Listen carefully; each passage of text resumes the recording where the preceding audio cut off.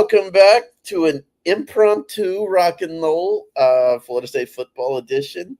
My dear friend here, Elvis Anderson, has kind of in a way requested a sit down to talk about some things that he's upset about with Florida State football, even though we just started practice. Concerned. Concerned. Stuff he's kind of done a 180 on that I'm going to have to call him out delicately on the show about, but he's fine with that. But he has made me contractually obligated to do his bio and read his bio. I'm contractually obligated. So if anyone's in the chat, please give your concerns or what you're excited about the season if you're watching this now. In his day-to-day life, Elvis is a marketing consultant.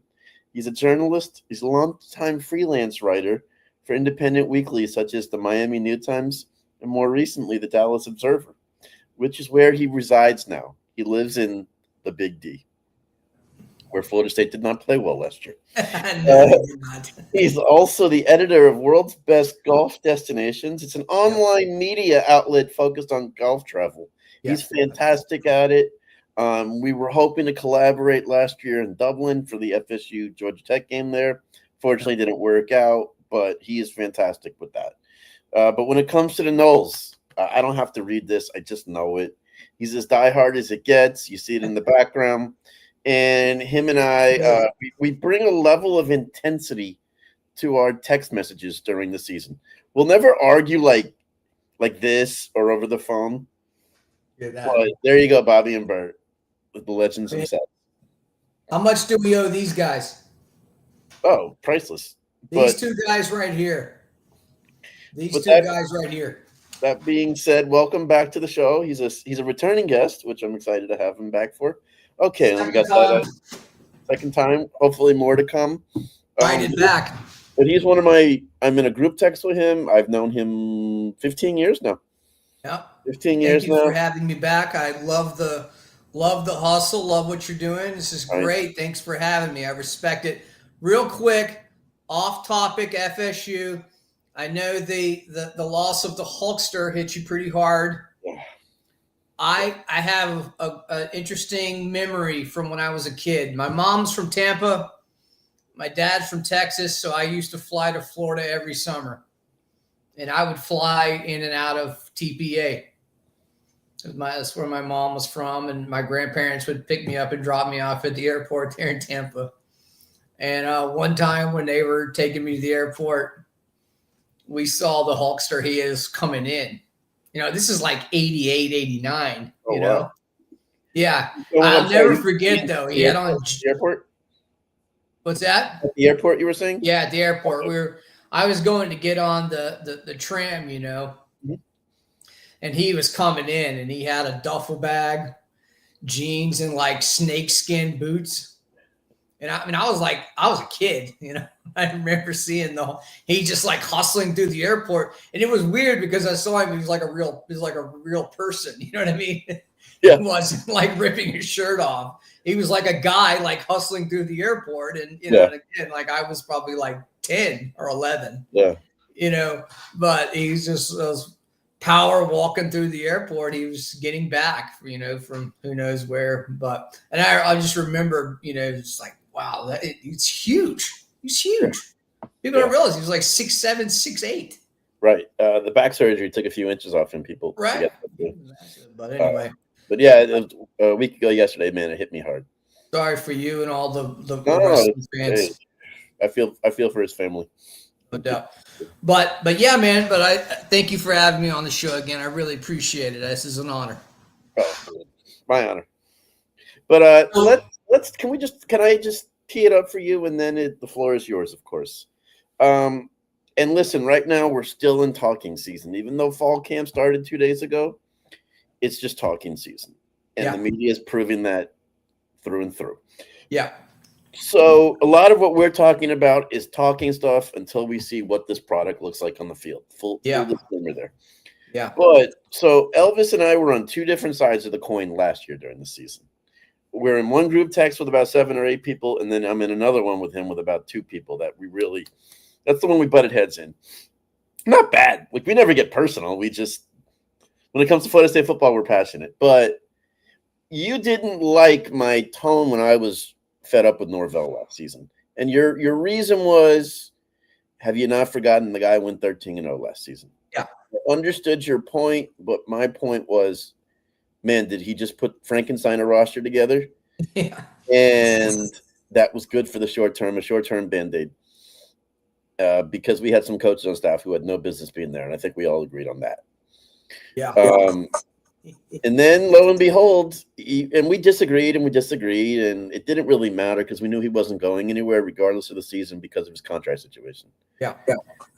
So we kind of dropped it, and we said, let's see what the new coaches do. We like the new coaching hires. Okay. Now, here's where it gets interesting. I received a text from you the other day complaining about Norvell just out randomly. So you asked to come in and talk, and man, welcome again. No, well, not only did he Frankenstein a roster, he's Frankenstein a coaching staff. So it's just incredible that what are we, year 5, year 6, and Norvell, we don't have any. You go and look at the depth chart. Landon Thomas, I think, will be the only kid who will start if he does. If he starts, he's the only kid that we brought in from high school. It's unbelievable. I think we have like 4 or 5 kids, that will probably get, that are slated to get serious run. It's not a lot. It's really incredible when now that the season's here and and the dust is settled and we kind of look at the depth chart, it's unbelievable that Florida State is this kind of, highway roadside motel where people just passing through town and grab a room and hopefully they can advance their career. And hopefully Florida State is a vehicle that can help them do that. It's like, wow. I mean, how the hell did this happen? It's just fascinating. I'm not done on Norvell, but it is concerning. And I would say that if you were a gambler, if you were a businessman or investor, and you just looked at this situation and had to make a decision, is this something I want to bet on? Is this something willing to invest in? This is a really tough, it's a tough road for this staff and for all these kids, for them to make it happen. The odds are massively against them. And when I say that, I'm talking like, to win 8 games, 7 games. That's a tall ask considering new offense, new defense, and new players across the board. It is unbelievable. My friend Sporadics Media wanted to counter argue you, Elvis. McCoy. Why am I not? Gibbons, Williams, Cam Davis, and a bunch of defensive players. Yeah, not Cam Davis. Right. Davis. Davis. Listen, he had a high school player drafted last year early. Yeah. Zaria Thomas. Okay, fine. My attitude is I'm not thrilled about it. I'd like to go the high school ranks more, but after 2-10, you have to scrap everything, and you can't think about next year if you're him. You're thinking 3, 4, 5 years and investing and building for the future. Mike can't think future now. Yeah, Mike has to think today and today only. So that's why I kind of side with him there a little bit, because if it doesn't work out this year, he's probably not the guy. Now, I'm going to bring some other hard questions to you later in the show. And I agree with you, Chris. Yeah, we do have some high school players here and there. Elvis just he did a Microsoft Apple IIe document. Okay, fine. I don't think Cam Davis is any good. So if he starts, then I think that's a problem. I mean, he was not a very good football player last year. I think Kayvon Boggs might surprise you too. Oh, well, yeah, okay. Williams, we'll see. Is he going to start? He was on your list yesterday that you sent me. He was on the. Let's say, I'm saying he'll get playing time. And he's playing both ways. I'm saying starter. Right. Starter. I think he would be a full-time starter if he wasn't playing. Okay, fine. Let's say it's him and Landon Thomas. That's 2. I don't think Cam Davis is going to start. And I don't know about McCoy. He'll obviously play, but again, we're talking like who's McCoy? I don't know. That was in the Speariatrics. I know. That was I'm trying to remember the name. I'm trying to remember the name, and I'm pretty good with this stuff. LaWayne McCoy. Yeah, he's a receiver. Oh, LaWayne McCoy. Yeah, Elijah Moore. A Yeah. lot of those guys.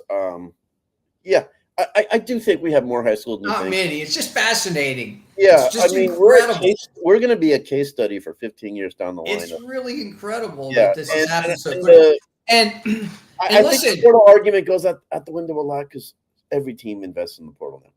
yeah, It's not like in the beginning it was kind of just Florida State, and we were like right. that team. We're not anymore. And listen, if you go in and look at the portal activity, okay. I'm trying to think of who took the most players in the country. They took like 55 kids. Miami took more than us. Miami took more. If you go and look at it, I think we're like 20th. FSU has used the portal a lot, right? I think they're up there, but you go and look at it, we're like 20th. So I mean, they're obviously the portal is busy, but it is quite fascinating that we're all in. We're all in year 5, year 6. I don't think that was the plan. That was the plan until last season happened. Yeah, I know. Yeah. My argument about the portal is people just act like, and not you, it's like the NFL waiver wire where a kid's in the portal and any team can claim him. Yeah. You still have to recruit him. You still have to sell him on a vision. You still have to do all the little things to get him. It's not like the NFL where Elvis winds up on the portal and 3 teams can they still have to choose. You still have to go through the recruiting process. And here's the thing, and it's not just the fact that we're all in on the portal. Yeah, the offensive line was the big issue last year. No doubt, among many issues. Yeah. The thing that's really concerning, is the most concerning, is that I think the offense has a pretty high ceiling. I mean, there's a lot of talented guys on that side of the ball, a lot of good athletes, a lot of guys who proven athletes, but like the defense, I just don't see it. I mean, I don't really even see. We've improved the linebacker position. We have. We'll see. And listen, it didn't matter who we brought in. If Adam Fuller was still our DC, it wouldn't have mattered. We're going to be like Hawaii this year. We're going to have to score 77 points. No, I like Tony White, man. I like Tony White. And I do too. I mean, I like Tony. And these guys, I think, have bought into his system. That's great. We'll see. That's great, but I'm not going to go by. Listen, I'm not going to take moral victories against Alabama, but I'm not going to judge that as a barometer for the season. Because we could beat Alabama and turn around a few weeks later and lose to Virginia on the road on a Friday night in a weird game in Charlottesville. That's just college football for you. But that's why I think people misunderstand the portals. You still have to recruit these kids. Yeah, I understand that. It's a little bit harder to recruit because they're not looking for the pomp and circumstance and the BS like high school kids can kind of go for. I understand that, but we've really failed, I think, to recruit talent on defense. I don't see how we're going to be able to stop anybody. Well, we're going to have to score 49 points to beat Alabama again. But I have seen an uptick in recruiting, and I don't think it's by accident. Okay. Now, do these guys stick? I don't know. The likelihood is half probably don't. But I'm noticing we have a lot better recruiters on staff now than we did before. Let's look at Mike put more stock into like on-field coaching and like being a nice guy before than getting some dogs on the trail. Well, why he didn't make any changes last year is we'll never know and never understand. But that happened, and we'll see. He had a golden opportunity after 13-0 to make some serious changes. I like what we know about this. The new pieces, the new coaches, they seem to be solid. I like Herb Hand, I like Suge Knight, I like Tony. I like everything that I've seen. I got to stick up for you here. My friend Chris, he asked me a question. I don't know if Chris saw the opening of the show. I said we understand the games haven't been played yet, so it's still talking season for us. He's just going off last year. He's still upset about it. So yeah, and he's looking at our roster and he's wondering 3-4 years down the road. Where my argument to him is, I don't think Mike can only think in the now. So judging this team based on no, I can't judge this team based on last year because 90% of the players weren't. Yeah, none of these players were on the team last year. So I mean, this is like this team. This roster, based on like year. This roster. This team is like a Hail Mary effort. We might as well talk like this because, like last year, we could go in and we could preview the team and we can break it down.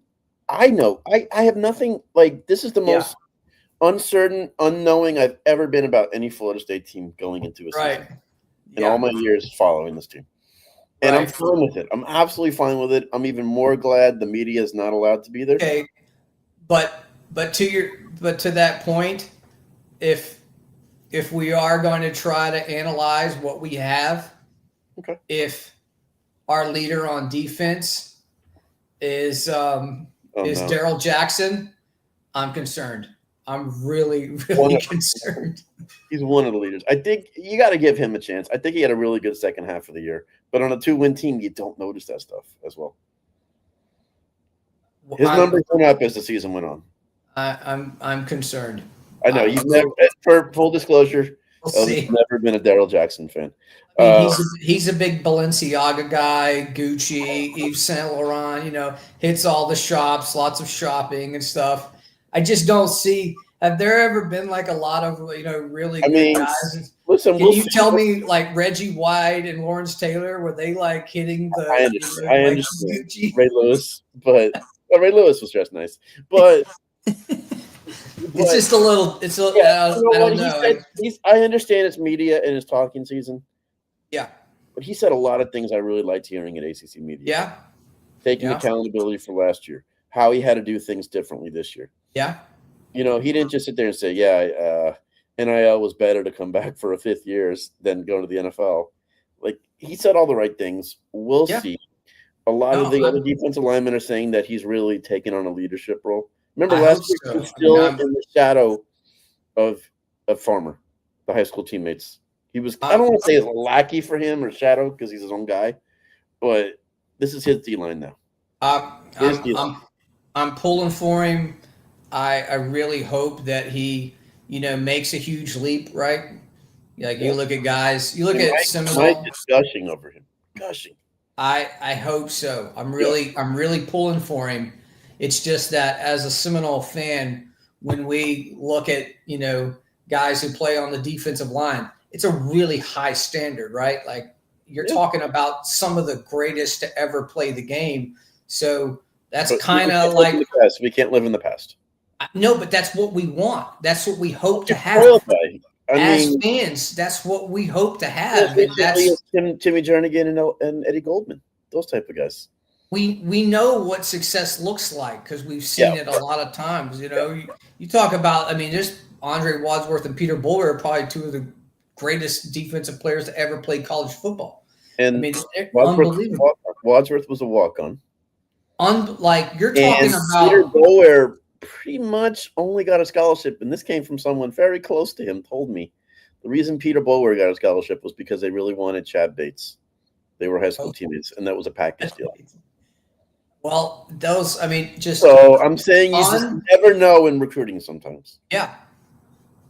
I'm just a little concerned about some of the things that I've seen, from Jackson in the past. And like, if he's, going to be the leader of the defense, I'm concerned until I'm proven. I think should. I hope so. Right. I think Randy Golightly is watching us on Twitter. That guy can hit. Yeah, I know he likes to hit. You know what? I would love to see him on the 43 win. I know he likes to hit. My friend Chris is just saying let's judge their play on the field, not their personal and social life and social media. Yeah, I don't know. It's hard, I guess, in this day and age. But yeah, I hear you. I don't like doing that. Elvis is a little more in tune to. It's kind of funny. It's kind of funny. Yeah, but it is what it is. Pimping the Instagram. Okay. Yeah. Let's make some plays. Let's make some plays, and then we can really make some money, and then we can really go shopping. How about that? I don't think he comes back the way he is if he's not looking to make an impact and a difference. I'm pulling for him. Yeah. But hey, we just had, when you talk about like people, I'm sorry, I'm telling people right now, I don't care what Jeremiah Wilson said. I don't care what Deuce Robinson said. I know they're there. Let's calm down on the Javon Boggs hype train. Hype train. Yeah. I can't remember the last time I've really seen a Florida State true freshman wide receiver come in and like do work. Yeah, he's killing it in Jimbo practice. never allowed it. Willie was Willie, and even under Mike, we've never really had a true freshman come in and do work. So let's slow down there. I mean, Deuce. I think Deuce could find like it could be the hottest day ever, and he would be like, "Oh man, this is what we need. This is great." Deuce is the most positive person I've ever seen. Jeremiah Wilson said it yesterday too. Jeremiah Wilson might be one of the most energetic people I've ever seen do an interview. Yeah, hey, and that's a guy that could be a huge playmaker on defense. That guy looks to be a pretty good player, and at a position of where we really need help. Because we're gonna need safeties and corners to come up and make plays. Like we're gonna need really good tackling safeties and corners. Like these guys are gonna have to really. And I hope your buddy's correct there that Wynn and Jenkins end up being huge players because we need help there a lot. I can say for Jenkins, I'm surprised to hear. I don't think he'll be ready for Bama. But the word is he may be coming back quicker than we thought. Yeah. But that's all hope and just because the guy's in practice and wearing pads and stuff doesn't mean I always think they're going to play. So Kevin Wynn, the kid is a grown man for a freshman. But I always push back because, you may look like a grown man, but you're actually going against real grown men on the other side. Exactly. Every trick in the book. And it happens in the NFL too. When a rookie goes to the NFL, they know every stunt. So those are grown men. That's the hardest position to make an impact is on the line. 100%. True freshman. But the kid looks the part, that's for sure.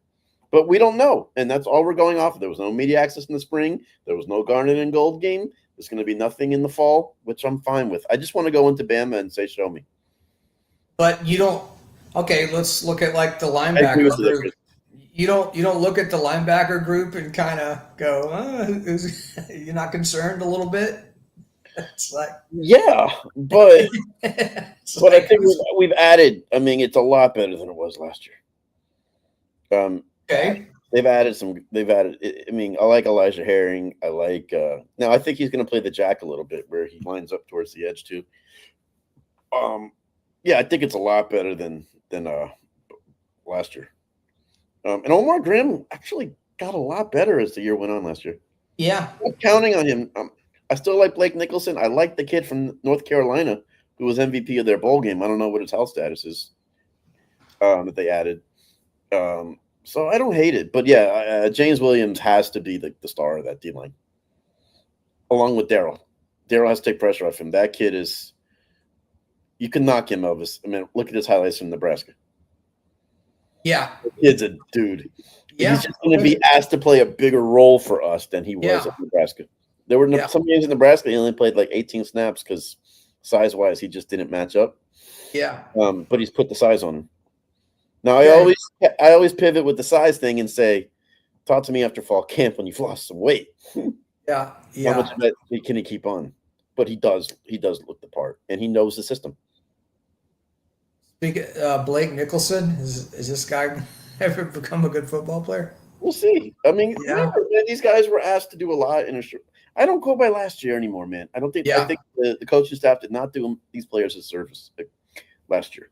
Not to mention the team pretty much quit. It didn't really. It was just a disaster. And from what I was listening to yesterday on the Jeff Cameron show, Tom Lang was talking about from what he had heard, and I'm just repeating what he said.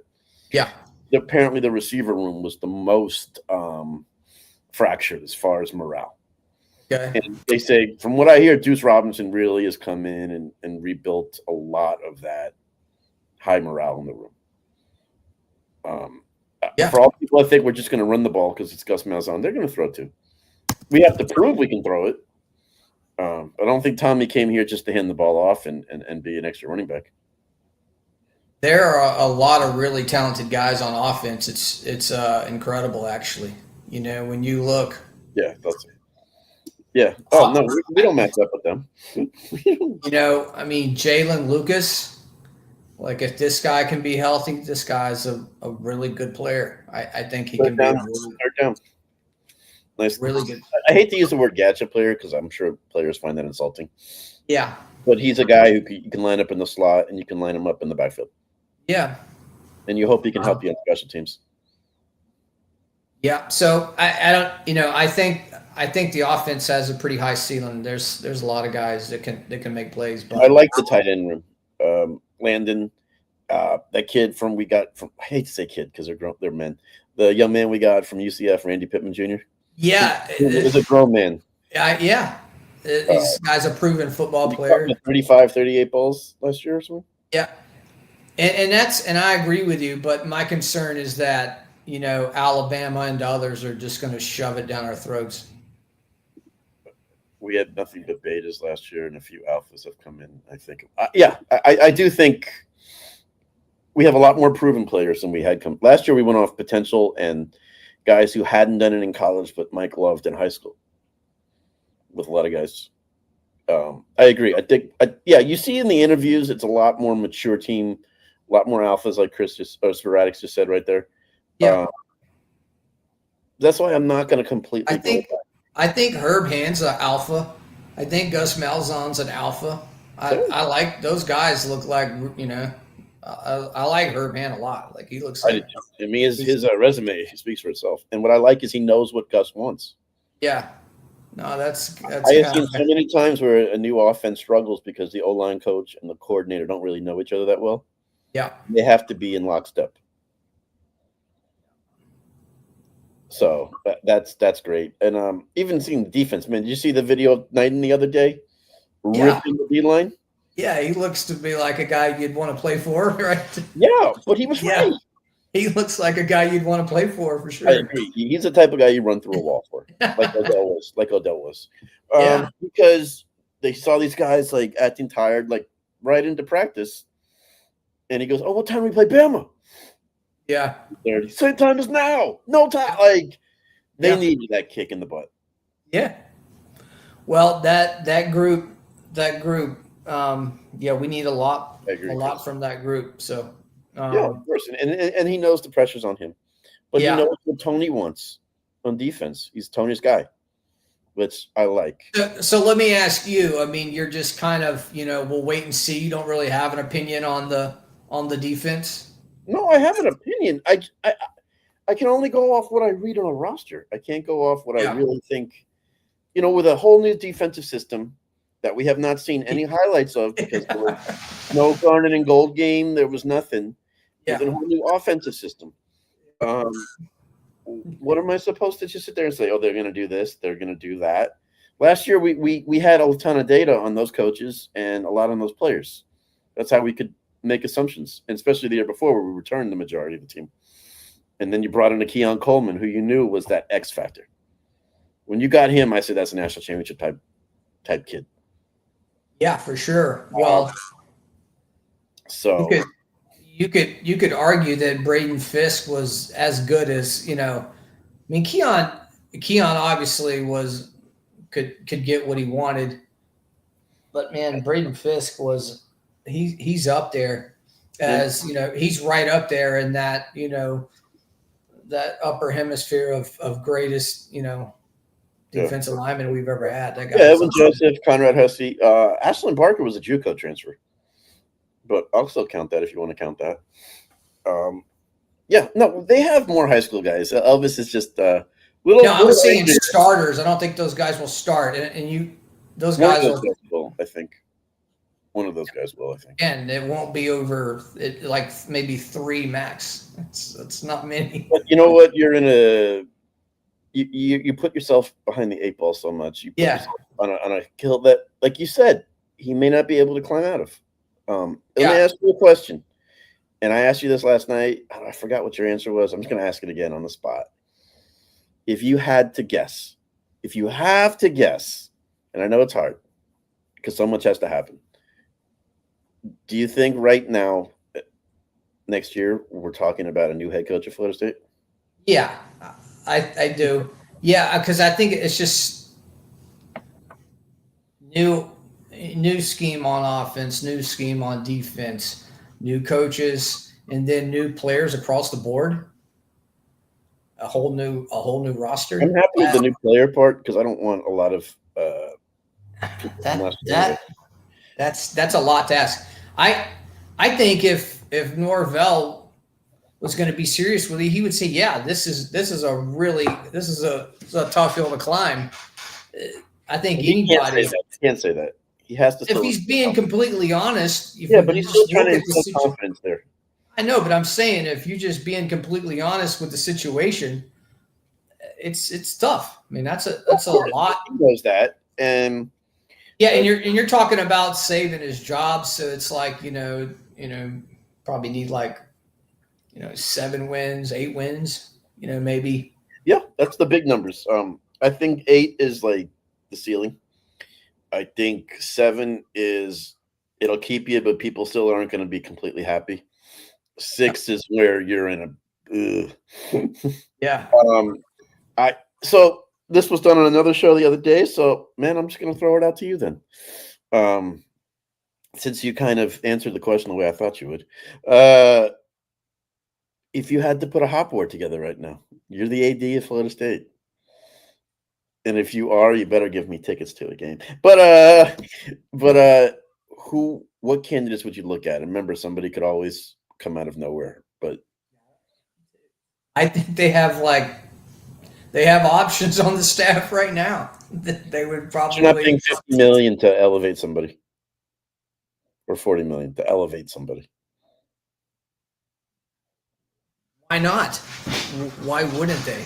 If I mean the defense at would have to be so unreal that you're like, we got to make this. Tony White's going to be a head coach in the next year or two. And listen, and I'm not saying that. I'm just saying if you just take a step back and just look at the situation, it's definitely we're an underdog. But we know that. To go to probably what is our season total projected in Vegas? Oh, it was. I can look it up.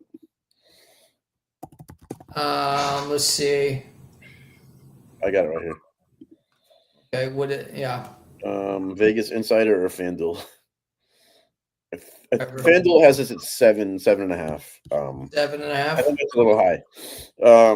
Right now, I wouldn't take the over. Okay. Yeah. My friend, and he's saying this, and he knows a lot of people. FSU will get Kiffin if this season fails. Mark my words. Oh, God. Well, that'll answer a lot of your recruiting questions there, Elvis. Listen, Kiffin has always said he would drive naked down I-10 if he had to get to Tallahassee from Oxford. I have a full because you always find, man, they always like to get someone who's a lot different than the previous. Yeah. Oh, I'm sure Lane would have a good time. All doing this full record. I'm not saying this is going to happen. I like to. This is hypothetical. I could see Kiffin. Yeah, I'm sure he's on the short list, but a lot depends on how he does at Ole Miss this year. Sometimes when you had a bad year, it hurts your stock a little. Yeah, I agree. Oh, no, we knew he'd already accepted the job. But who knows if their feelings have changed about him at all? That's all I'm saying.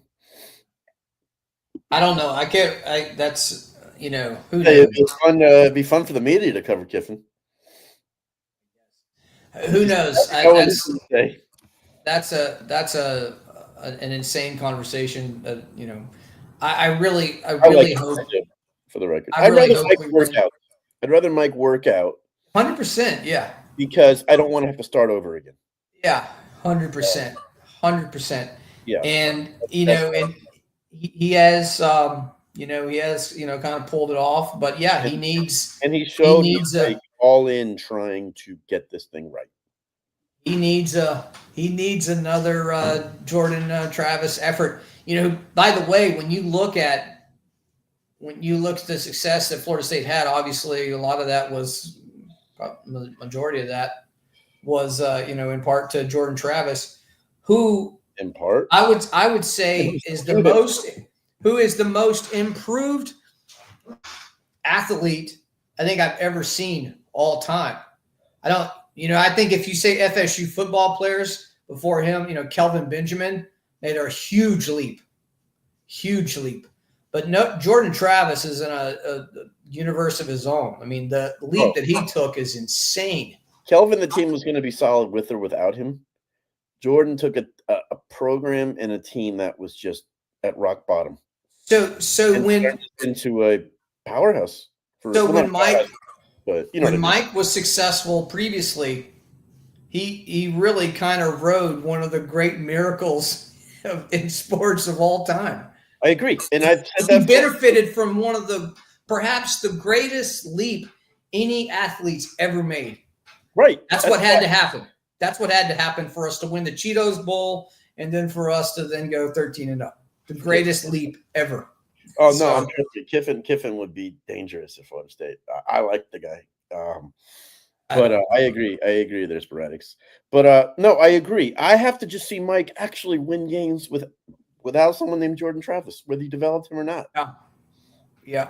Because what was the argument about Jimbo with Jameis? He won games, but never at a high level with anybody else other than Jameis. He had good years with EJ and Ponder. I'm just saying, like, the national championship type stuff, he had to have Jameis. Where I always respect Saban because he won with so many different quarterbacks. Yeah.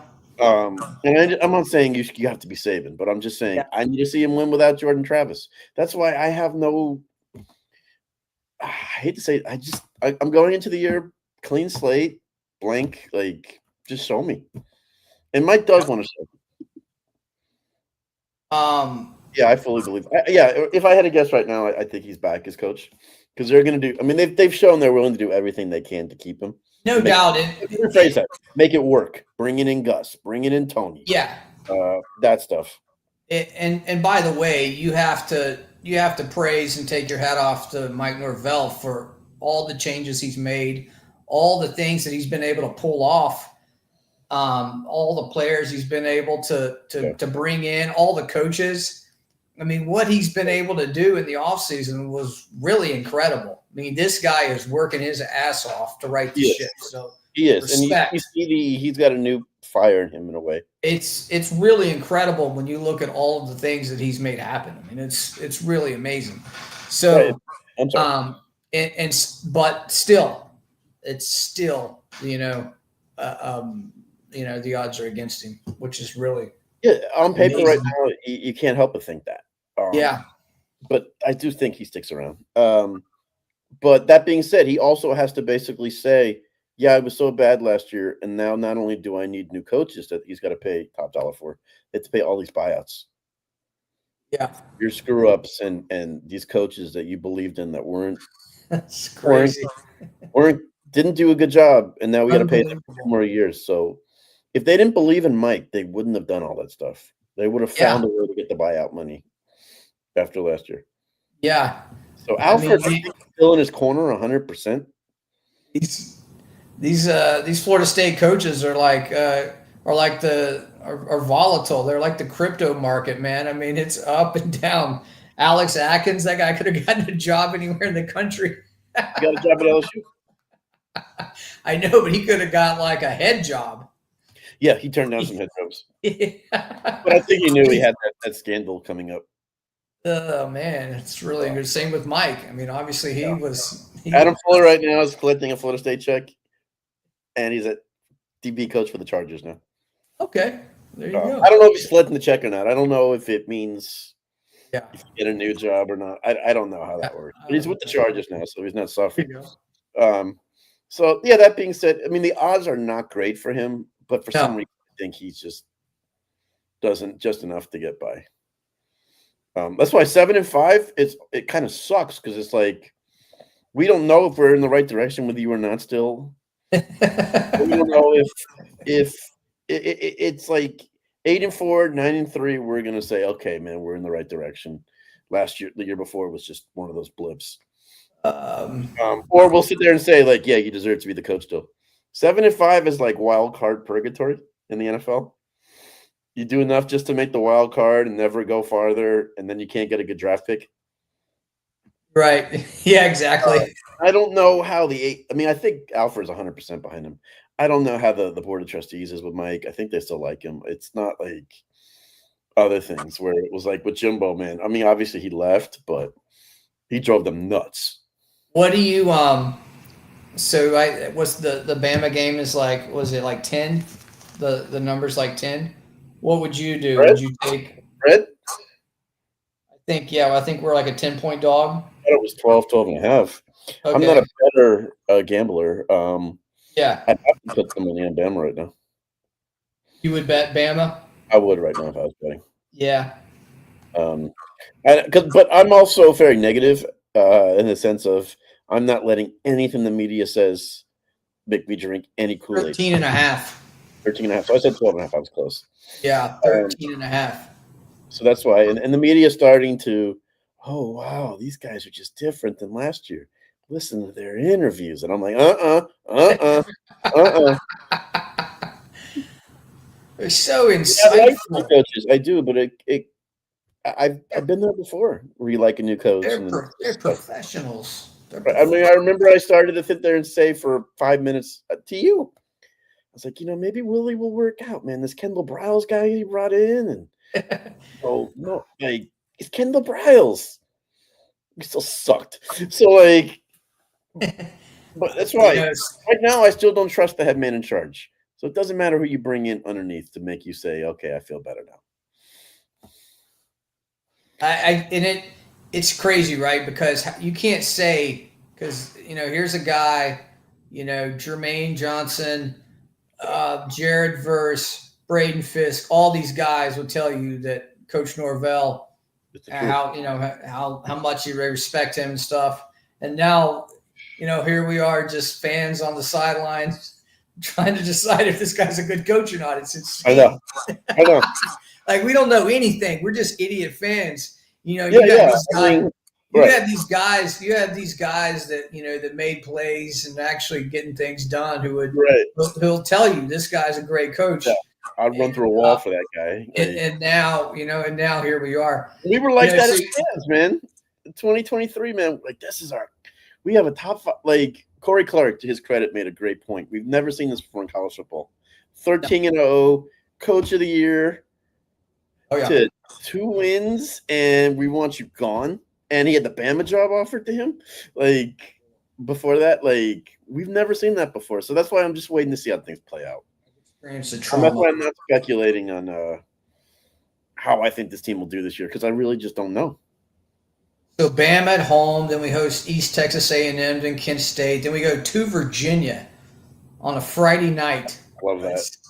But at least you have a couple weeks to get ready for them, and figure out what didn't work against Bama. You have 2 games. Then we host the Mario Cristobal, the genius who he is. He's gonna draw it up. He's coming into Tallahassee. He's gonna have all kinds of tricks up his sleeve. Yeah. The great Mario. So then we host Pitt. Then we go to Stanford. Pitt is a tough game. People writing that game off. 100%. I'm looking at this, and they come in to hit you in the mouth. I'm looking at this schedule, man, and it's like, ew. It's tough, man. Yeah. We could go 4-8. How many games we play? 12 or 13? 4-8. We're having a much different conversation. How many games do we play? 12 or 13? 12. Yeah. We could Chris, possible. I know you know a lot about football, but I'd be happy to make a friendly bet with you on that one because I think they're better than 7-5. Well, yeah, I need odds. I need odds. I agree with your buddy there. Yeah, Miami. I think Bryson Destin have a good year. 7-5. 7-5. Yeah, we'll see. That's an interesting one. The 7-5 be a bad year for Miami, but for us, we'd be like, Yeah. "Are we there? Are we?" So it is what it is. I hear where you're coming from, but I also know, man, like after two, and I said this a million times to you, after 2-10, man, you gotta you have to go in for only for the now, where you're thinking down the future. Yeah. Mike, if Mike was thinking 4 or 5 years down the road from now, when he Yeah. was building this roster and this coaching staff for this year, Yeah. I'd have been livid. So that's why. I mean, you were willing to tell Luke to have a good day, to bring him. So that's you're like, man, I don't have time for your the babysit. I was trying to give Luke the Heisman Trophy, man. That I think what set you off when that happened. Hey, Luke's first pass, if that's caught, maybe things go different. That's about 4 or 5 plays last year we make. We're a 5-6 win team. The Memphis game, there were 2 drop balls that would have been touchdowns. We would have won that game. There was Boston College. DJ doesn't throw that ball like to the bend. Who knows in that game? Like, there were so many of those. Oh, I guess we're never going to find out about DJ's injury, but I guess we'll never know. At this point, I do. I want answers. One day I want to hear the backstory on last season, like when things calm down and we're like over it even more. Yeah, I want to hear like the true story behind the scenes. They're going to do an ESPN 30 for 30. 30 for 30, the greatest disaster of all time. They're going to show them at like the playoff announcement. Yeah, exactly. But man, anything you want to add and talk about, man? What's our deep snapper situation looking like? Sure, the deep snapper. I don't even know the punter's name, and I usually do. I know the kicker. He's a local kid near me. Okay. He's got a strong leg, but you always want to see in the game time when live action. Micah Pettis, solid or? Is there an injury you wanted to know about? No, I don't know anything about injuries. I think I'm good. I don't like to speculate. No, I don't have anything about injuries. Yeah, I don't think we're gonna have Jenkins ready for Bama. That's for sure. Who? Jenkins will not be ready for Bama. Okay. I don't think. Yeah. If we can get him back for Virginia, man, that'd be cool. Yeah. Be a lot earlier than I thought. But so yeah, that's it. What's the over under on average yards per carry? Bama. I don't know. I'm not doing any of that stuff. I'm gonna set it at 5. I'm gonna set it at 5.2 yards per carry. I just want to come into the year saying, like, man, I hope this is a team that doesn't make me nauseous like last year. Yeah.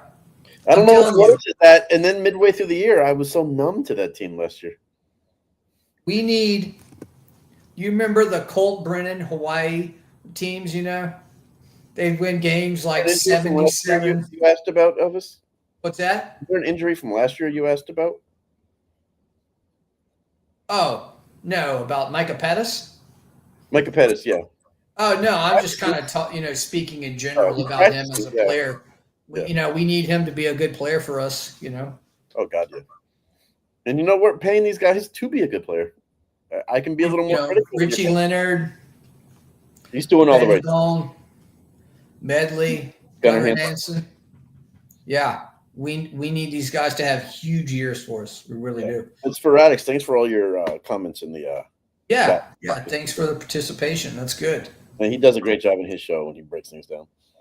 No doubt. Go ahead and go over to the Spiratrix and smash his subscribe button too. Oh. Smash this one if you haven't already. Oh, thank you. And click that like button. There you go, man.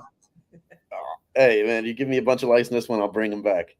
Anyway. But man, anything you want to talk about? Sometimes I do ramble, so I apologize. No, man, I think that like we've talked about this team that we're blue in the face. To me, it's nothing now until I see them play. I know. Yeah. No, it is a Frankenstein roster and coaching staff, and it's going to be exciting to see. I just really concerned about the defense. Sporadic thing said best leader on the team is Pettibon, which is interesting because That's yeah. Pettibon's kind of like, well, I'm working into that leadership role. Yeah, that's good. But I love that when the center's a leader. Oh, for sure. They're the tugboat of the line. Like Hell Stork, yeah. great leader that year. Stork. Yeah, where Maurice won a national championship and a Super Bowl back to back. That's true. So I like to hear that. And Deuce Robinson is be a leader. Next on when you bring me back for the third one, let's do a rundown and a recap of Florida State greatest centers of all time. We're gonna do that. Yeah. Should have done that over the off season when we had no football to talk about. The greatest centers to ever play. Hey, he had a funny line. You're all gonna be screaming, "It's alive!" Talking about Frankenstein. I like that. Hey, sign me up for that, man. Yeah, it's a Frankenstein roster and staff. Yes, yeah, I'm fine for that. I'm fine with that. I wanted him to go to scorched earth and just like, because as a fan base, we need to see like a better year. Like, yeah, another bad year, man. That's less booster money. That's less everything. Ticket sales. You got a brand new stadium. Well, not brand new, but like renovated. Yeah. Really. So, yeah, I mean, we were a victim where, my friends that we had tickets together, we were part of the, we were evacuated, which I guess now what are they going to put like a Club Live there or a Clevelander or something? Yeah. They're going to have wine and cheese, champagne, caviar. Let's go. But thank you so much. Anything you want to add? Anything you think of? No, just basically that I'm worried, man. That's the positivity we need going into the year. You're usually in our group text. You're always the positive one. Yeah, I'm worried. Worried. You're starting to get worried. That's not going to help me in the group text, but that's okay.